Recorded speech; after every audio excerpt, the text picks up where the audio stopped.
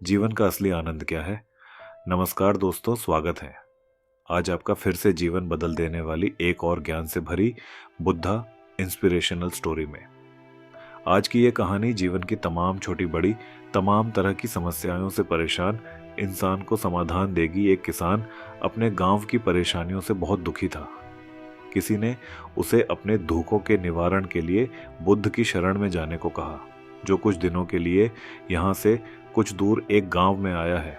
वह निश्चय ही तुम्हारे सब दुखों का निवारण करेगा।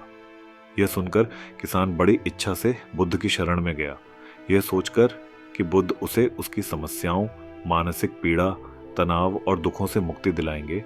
वह बुद्ध के पास पहुंचा। उसने बुद्ध से कहा कि हे बुद्ध, मैं एक किसान हूं, मुझे खेती करना पसंद है, लेकिन बारिश कभी भी पर्याप्त नहीं होती और मेरी फसलें बर्बाद हो जाती हैं।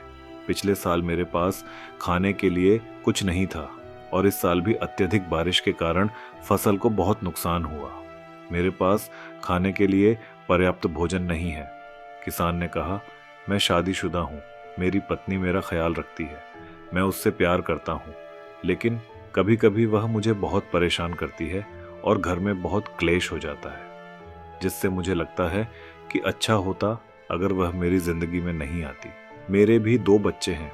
कभी कभी मेरे बच्चे भी मेरा अनादर और अवज्ञा करते हैं, मेरे निर्देशों का पालन नहीं करते।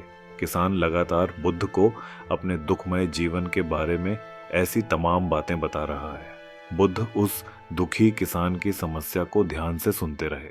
अपनी जिंदगी की सारी परेशानियां बताने के बाद जब उन्हें राहत महसूस हुई तो वह चुप हो गए। अब उसके पास बताने के लिए कोई और समस्या नहीं बची थी।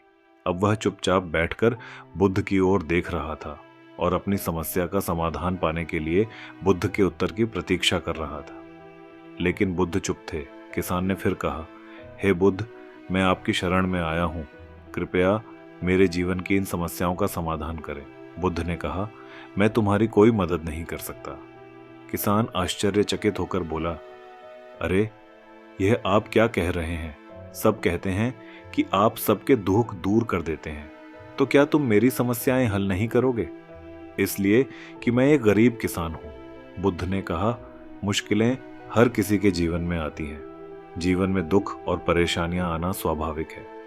व्यक्ति के जीवन में अक्सर उसके कर्मों के अनुसार परिस्थितियां बदलती रहती हैं, जिससे सुख, दुख, निराशा और क्रोध आता है। नए रिश्तों का बनना, पुराने रिश्तों का बिगड़ना, रिश्तों में मिठास और कड़वाहट, ये सब सामान्य है। यह जीवन का हिस्सा है और यह जीवन का चक्र है।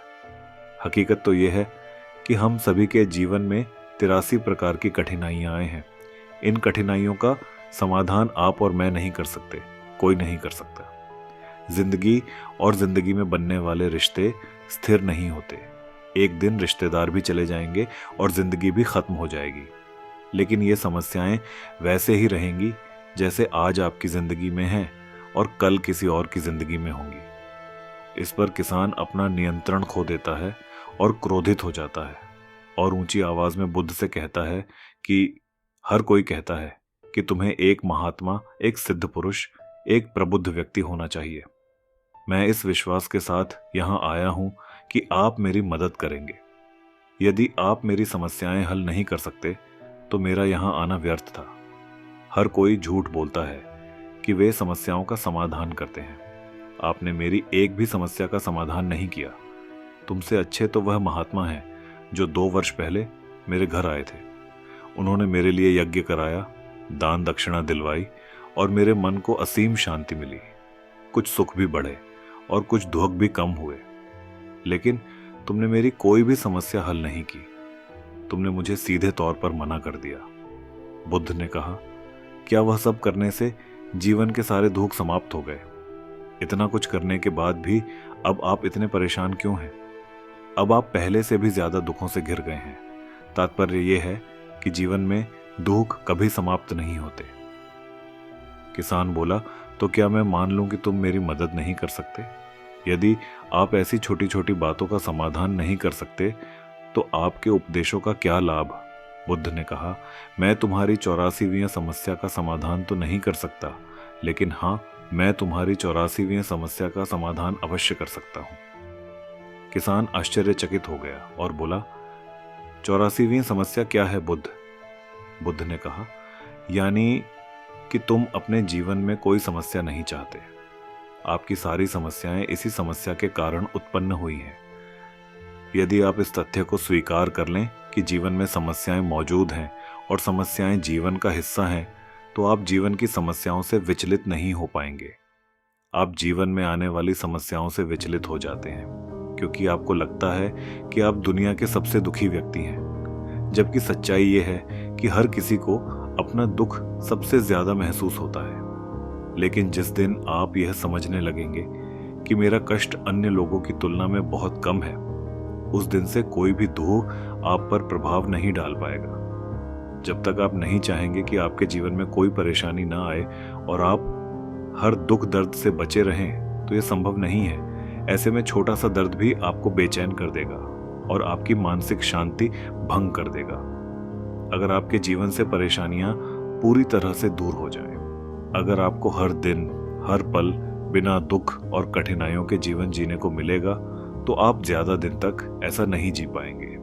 एक समय आएगा जब आप हर दिन एक ही तरह की जिंदगी जीने से पूरी तरह से तंग आ जाएंगे और ऊब जाएंगे, क्योंकि जीवन में किसी भी चीज की अधिकता जीवन के लिए भयानक समस्याएं पैदा करती है।